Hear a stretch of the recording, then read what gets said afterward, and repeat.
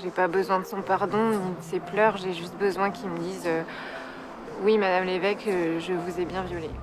Amélie n'est pas seule. 299 victimes présumées vont témoigner devant la cour criminelle de Vannes.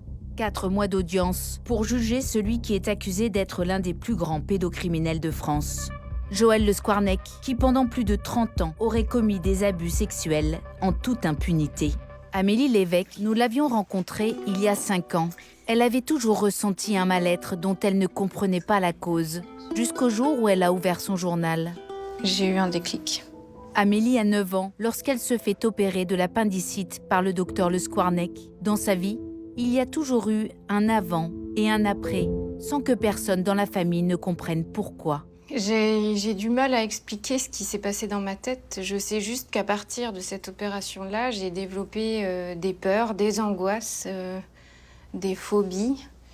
Et on savait tous qu'il s'était passé quelque chose. On pensait que ce chirurgien m'avait mal piqué, m'avait fait mal.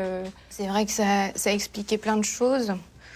Donc, après l'horreur, effectivement, il y a eu une période où je me suis dit que bah oui, j'étais pas la chochotte que tout le monde disait. J'avais vraiment eu quelque chose et que ça expliquait plein de facettes de ma personnalité. Mais le soulagement, il reste pas très longtemps, en fait. Et l'horreur, elle revient tous les jours. En 2019, elle apprend que son nom figure dans ce qu'on appelle aujourd'hui les carnets noirs du chirurgien. Lui écrit avoir seulement regardé son corps nu de petite fille. Elle est convaincue d'avoir été violée.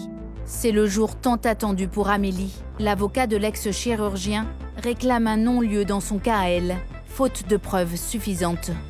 À l'audience, elle l'affronte du regard et s'adresse à lui. J'ai choisi la parole au silence, et ce depuis le début, parce que je suis anéantie. Vous m'avez violée alors que j'étais une petite fille de 9 ans, tellement joyeuse, pleine de vie, pleine de rêves. Et vous avez mis en moi tant de souffrances, de troubles, de phobies inexpliquées et enfouies. J'ai choisi de réveiller ces douleurs, de revivre ce viol.